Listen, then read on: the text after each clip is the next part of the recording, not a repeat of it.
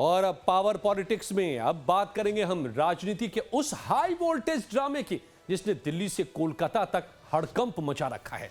एक तरफ पश्चिम बंगाल के मुख्यमंत्री ममता बनर्जी दिल्ली की सड़कों पर उतर आई हैं, चुनाव आयोग से सीधे टकरा रही हैं और दूसरी तरफ बंगाल में कोयला और बालू तस्करी मामले को लेकर ईडी ने ताबड़तोड़ छापेमारियां की हैं। तो क्या एसआईआर यानी कि स्पेशल इंटेंसिव रिवीजन का मुद्दा बंगाल चुनावों की दिशा बदलने वाला है? क्या दिल्ली में दीदी के विरोध के बीच बंगाल में ईडी के छापे महज एक इत्तेफाक है या इसके पीछे कोई गहरी सियासी पटकथा है? आखिर बंगाल चुनाव के दंगल में क्या कुछ होने वाला है? आइए देखिए आज की इन तस्वीरों को तो अंदाजा आपको बखूबी हो जाएगा। ममता बनर्जी दिल्ली में चुनाव आयोग द्वारा जो बंगाल में एसआईआर कराया जा रहा है उसका लगातार विरोध कर रही है। ममता का विरोध पिछले कई हफ्तों से चल रहा था, लेकिन अचानक ममता ने विरोध का मैदान बदल दिया और सियासी बढ़त लेने के लिए वो सीधे दिल्ली पहुंच गई और यहां पर धावा बोला है।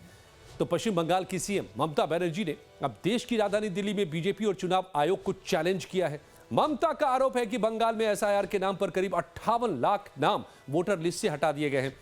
उनका दावा है कि जीवित लोगों को मृत घोषित कर दिया गया है और ऐसी ही कई गड़बड़ियां की गई हैं। इसे लेकर के वो कई लोगों को लेकर के भी दिल्ली पहुंची हैं जिनका ममता के मुताबिक जिनके साथ एसआईआर में नुकसान पहुंचा है।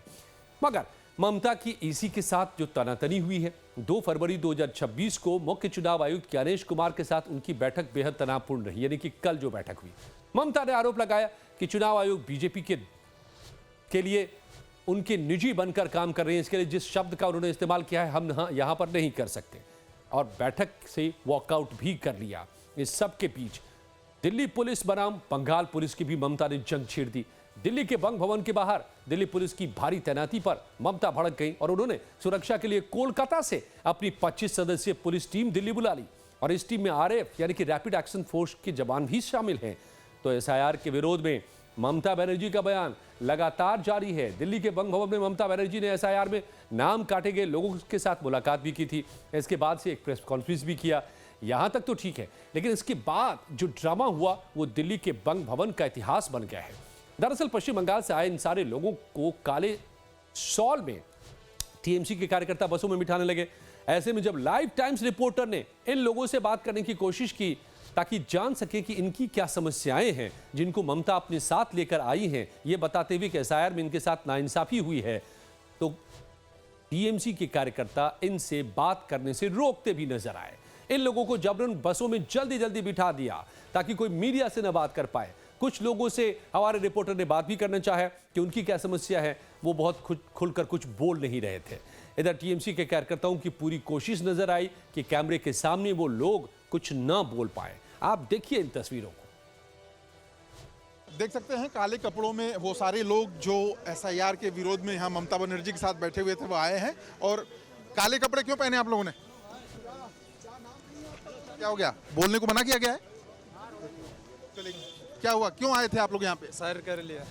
एसआईआर क्या एसआईआर से क्या दिक्कत है आपको? पापा मर गया। काले वस्त्र क्यों डाले आपने? वजह क्या है? ये काला जो एसआईआर जो हो रहा है ना, जानलेवा एसआईआर है ये। मतलब आपका नाम नहीं है ऐसा गलती है। बात करने दीजिए। अरे सर बात करने दीजिए ना, बात करने दीजिए ना। ये टीएमसी के जो कार्यकर्ता हैं इनको हैंडल यहाँ पे करते हुए और काले कपड़े यहाँ पे पहनाए गए हैं, लेकिन क्यों, किन वजहों से, इसका जवाब जो है कोई नहीं दे पा रहा है। एसआईआर क्या है मैक्सिमम लोगों को ये भी नहीं पता है। लेकिन ये बंग भवन के सामने एक गाड़ी से जो टीएमसी के कार्यकर्ता हैं लोगों को भेज दिए हैं, लेकिन जो दूसरे देख सकते हैं कि लाइन लगा के यहाँ पे बैठाए गए हैं और इनको अगले बस से भेजने की तैयारी है। तो दिल्ली में ममता के इस हल्ला बोल के बीच आज बंगाल में ईडी की छापेमारी भी शुरू हो गई और वो भी ताबड़तोड़ छापेमारी। 3 फरवरी 2026 यानी कि आज ईडी ने पश्चिम बंगाल के वर्धमान जिले के पांडवेश्वर, जामुड़िया, अंडाल और दुर्गापुर समेत 10 से ज्यादा ठिकानों पर छापेमारी की। अब सवाल यह है कि कौन है ईडी के निशाने पर, तो इसको भी समझ लीजिए। पुलिस ऑफिसर इसके निशाने पर आए। बुधबुद पुलिस स्टेशन के प्रभारी मनोरंजन मंडल के घर पर रेड हुई। कारोबारी भी निशाने पर थे। बालू कारोबारी प्रवीर दत्ता और हार्डवेयर कारोबारी राजेश बंसल के ठिकानों पर जांच ईडी ने कर रही है। मामला क्या है? यह छापेमारी बहुचर्चित कोयला और बालू तस्करी से जुड़े मनी लॉन्ड्रिंग मामले में ईडी ने की है। ईडी का आरोप है कि अवैध खनन के पैसे को फर्जी कंपनियों के जरिए सफेद किया गया है। जाहिर है इस घमासान के बीच राजनीतिक वार पलटवार का सिलसिला भी जोरदार रहा। ममता ने आरोप लगाया कि जब भी मैं दिल्ली आती हूं, दिल्ली डर जाती है। ईडी की रेड हमें डराने की कोशिश है। दिल्ली घबरा गया है, इसी के लिए हम आते हैं तो घबरा जाता है। कितने परिवार हम 2 साल ज्यादा नहीं आए भाई, ज्यादा आने से तो हम लाखों लेके आ सकते थे। मैं सिंबॉलिक 50 परिवार है जिसको जिंदा है लेकिन उसको मौत दिखा दिया, और 50 गए हैं जिसको एसआईआर में डेथ हो गया है। तो ये चुनाव आयोग से मुलाकात करेंगे ये लोग? चुनाव आयोग पे तो शॉप नहीं जाएगा, कल प्रेस को मीट करेगा। अच्छा,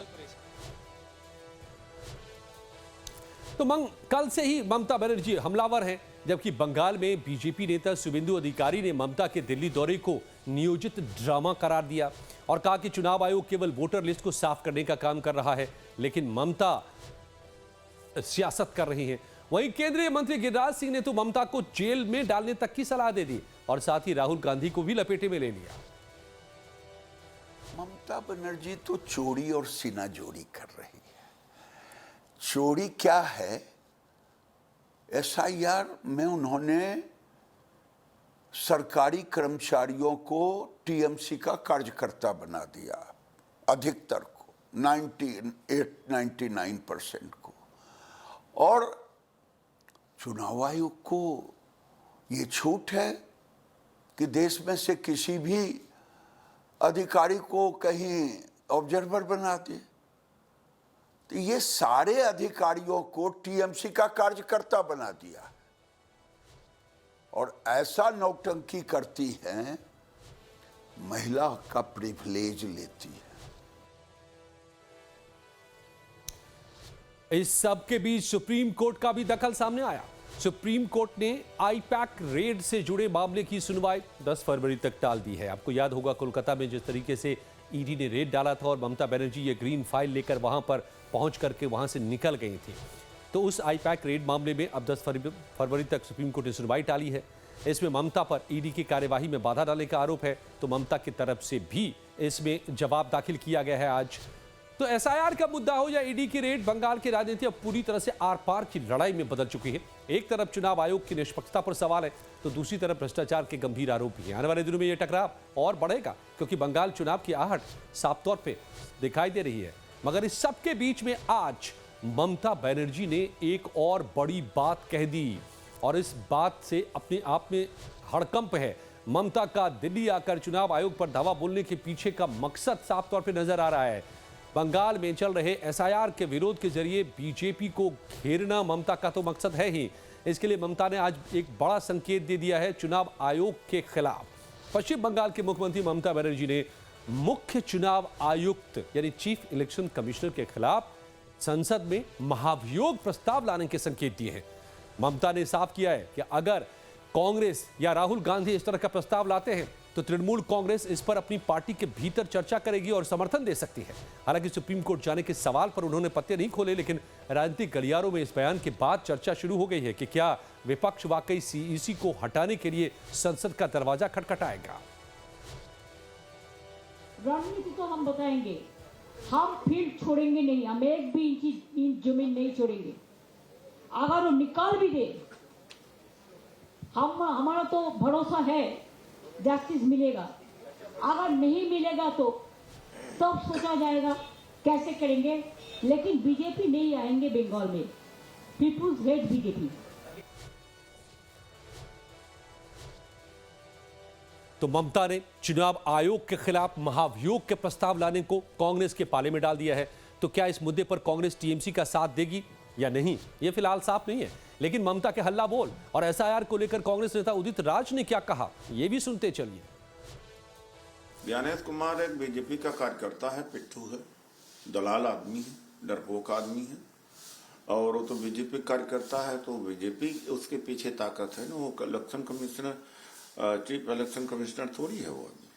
और ममता बनर्जी जी को उस समय नहीं सोचना चाहिए जब राहुल गांधी जी के नेतृत्व में पर सबसे पहले लड़ाई SIR के खिलाफ में शुरू हुई, वो भी बिहार से।